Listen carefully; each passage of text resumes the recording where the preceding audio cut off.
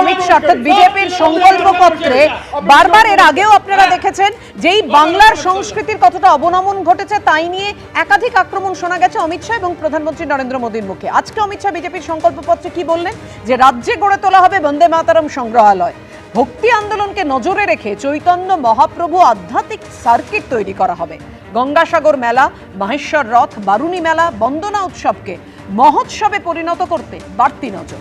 দেখুন কি বলেছেন অমিত শাহ, দেখতে দেখতে আমরা বিরতি চাই। वंदे मातरम संग्रहालय का निर्माण जो होगा वो केवल एक म्यूजियम नहीं होगा, इसको सेंटर बनाकर बंगाल की संस्कृति को हम फिर से एक बार आकाश की ऊंचाइयों को छूने वाली संस्कृति बनाने के लिए एक पूरा प्रयास का केंद्र इसको बनाएंगे। भक्ति आंदोलन को मजबूत कर कर चैतन्य महाप्रभु आध्यात्मिक सर्किट को हम विकसित करेंगे। गंगा सागर मेला, महेश्वर रथ, वारुणी मेला और वंदना उत्सव उसको अंतर्राष्ट्रीय आध्यात्मिक सांस्कृतिक महोत्सव के रूप में हम स्थान दिलाने का प्रयास करेंगे। बंगाल के प्रसिद्ध मेलों को यूनेस्को की धरोहर बनाने का प्रयास कर कर विश्व भर से यहाँ पर पर्यटन आए, इसके लिए हम प्रयास करेंगे। और कलकत्ता की विरासत, संस्कृति और बनने वाले रिवर फ्रंट के माध्यम से कलकत्ता में भी एक प्रकार से हम बहुत बड़ा पर्यटन आकर्षित हो, इस प्रकार का प्रयास करेंगे और कलकत्ता को लिविंग सिटी के रूप में पूरे विश्व में प्रस्तापित करने का प्रयास करेंगे। কৃষ্ণ, তোমরা বারবার বলো যে বিজেপি বাঙালির সংস্কৃতি, বাংলার কৃষ্টির কথা কিছুই বোঝে না, আঘাত হানে বারবার, কিন্তু আজকে তো অমিত শাহ বাংলা তথা বাঙালির হৃদয়ে একেবারে সপ্তমে পৌঁছে দিলেন। বন্দে মাতরম সংগ্রহালয় থেকে শুরু করে গঙ্গাসাগর মেলা উৎসবকে মহোৎসবে পরিণত করতে বাড়তি নজর দেওয়া হবে বলছেন। না, এর মধ্যে কোনোটাই তো ছিল না যেগুলো উনি এত 12 বছর ধরে বিজেপি সরকার করতে পারতো না। এর মধ্যে অনেক কিছুই আছে যে বিজেপি সরকার তার ক্ষমতায় করতে পারতো। এই যে বলল মহিলাদের টাকা দেবে, মহিলাদের টাকা দিত, ব্যাংক অ্যাকাউন্ট তো আছে, দিয়ে দিত সরাসরি টাকা, 3000 টাকা করে দিত, সারা ভারতেই দিত, বিজেপি শাসিত রাজ্যতে দিত, কোথাও তো দিতে পারেননি। উনি শুধু জুমলাবাজি করতে জানে। দিনের শেষে মানুষ মনে রেখেছে, উনি বলেছেন ডিটেক্ট, ডিলিট, ডিপোর্ট। তার মানে বাংলাতে যে 91 লক্ষ মানুষের নাম কেটেছেন, যার মধ্যে এখনও যারা বৈধ ভোটার আছে প্রায় 30-40 লক্ষ, তো তাদেরকে উনি বললেন তারা বিদেশি, তারা বাংলাদেশি। পরিষ্কার চুরি ডাকাতি ভোটে জিততে পারছে, না তোমরা কান্ডারি করে ইলেকশন কমিশন লাগে না, ইলেকটোরাল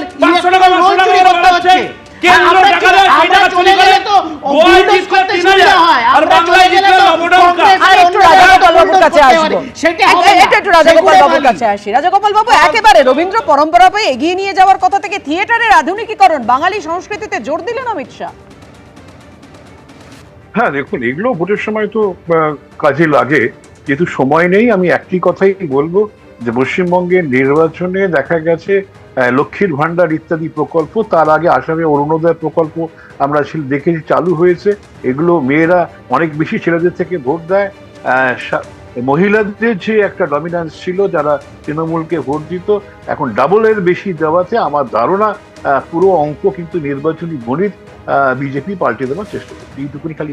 রবীন্দ্রনাথ বাবু অনলাইনে। হ্যাঁ দেখুন, মহিলাদের উপর যে গুরুত্ব দিয়েছেন এটা তো বোঝাই যাচ্ছে, কারণ মহিলাদের ট্রান্সপোর্ট ফ্রি হবে। যদি সেই ট্রান্সপোর্ট ফ্রি ব্যাপারটা অন্তত মেনে নেওয়া হয়, অনেক মহিলা কাজে গেলে যে পরিমাণ তাদের টাকা দিতে হয় ট্রান্সপোর্টের পিছনে, সেটার থেকে বেঁচে আসবে।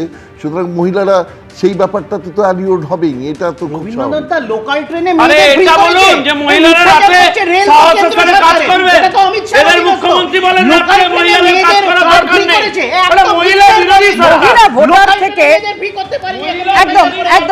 মহিলা ভোটার থেকে একাধিক প্রতিশ্রুতি। এখন চৌঠা মের পর প্রতিটি দলই যে জিতে ক্ষমতায় আসবে, প্রতিশ্রুতি আদৌ রক্ষা হয় কিনা অবশ্যই আমাদের নজর থাকবে সেই দিকে। একেবারে প্রতিশ্রুতির বন্যা বয়ে গেছে সমস্ত দলের। আসলে ভোট আসতে আর 12 দিন বাকি।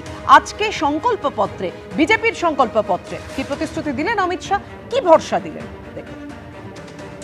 भारतीय जनता पार्टी की सरकार हर महीने 1 से 5 तारीख के अंदर 3,000 रुपया हर माता के बैंक अकाउंट में ट्रांसफर करेंगे।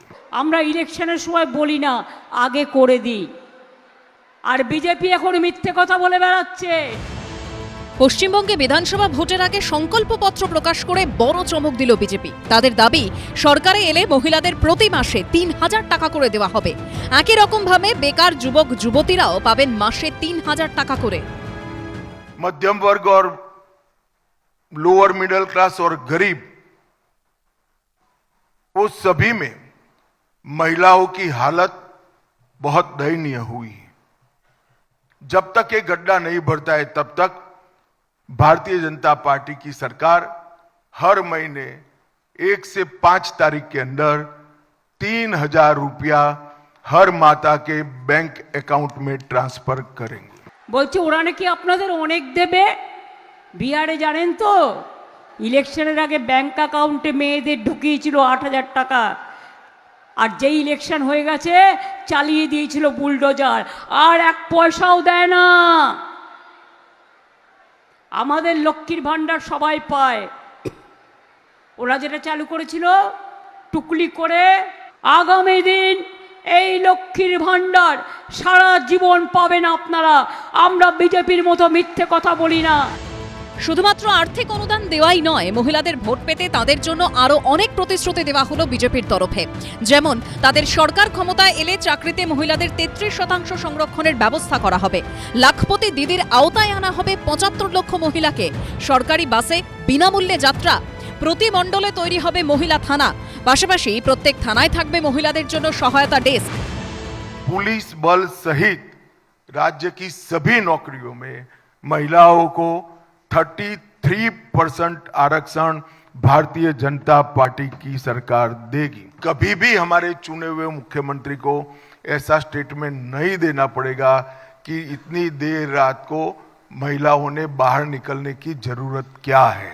ऐसे बंगाल का हम निर्माण करेंगे। আপনি তো দিল্লিতে বলেছিলেন 2,500 দেবো, তো দিল্লির মুখ্যমন্ত্রী তো এখানে এসে প্রচার করছে, আর দিল্লির মহিলারা টাকা পাচ্ছে না। টাকার প্রলোভন দিয়ে বাংলার মানুষকে কিনতে এসছেন। এসআইআর করে হয়নি, এজেন্সি দিয়ে হয়নি, ইলেকশন কমিশন লাগিয়ে হয়নি, এখন কি অর্থের বিনিময়ে বাংলার মায়েদের সম্ভ্রম কিনতে এসছেন? বিজেপির সংকল্পপত্রে আরও আশ্বাস দেওয়া হয়েছে, 45 দিনের মধ্যে 7ম বেতন কমিশন চালু হবে। প্রতিযোগিতামূলক পরীক্ষার প্রস্তুতির জন্য যুবক যুবতীদের 15,000 টাকা দেওয়া হবে। দুর্নীতির কারণে যারা সরকারি চাকরি পাননি তাদের বয়সসীমা পেরোলে চাকরির পরীক্ষায় 5 বছর ছাড় মিলবে। অনুপ্রবেশের বিরুদ্ধে জিরো টলারেন্স। এছাড়াও উত্তরবঙ্গের জন্য একাধিক প্রতিশ্রুতির কথা উল্লেখ করা হয়েছে বিজেপির সংকল্পপত্রে। উত্তরবঙ্গে আইআইটি, আইআইএম, এআইআইএমএস, এনআইএফটি তৈরি হবে। চা বাগানের জন্য গবেষণাগার, দার্জিলিং চাকে জনপ্রিয় করতে জিআই ট্যাগ দেওয়া হবে। উজ্জ্বল মুখোপাধ্যায়ের রিপোর্ট, এবিপি আনন্দ, কলকাতা। এবিপি আনন্দ, এগিয়ে থাকে, এগিয়ে রাখে।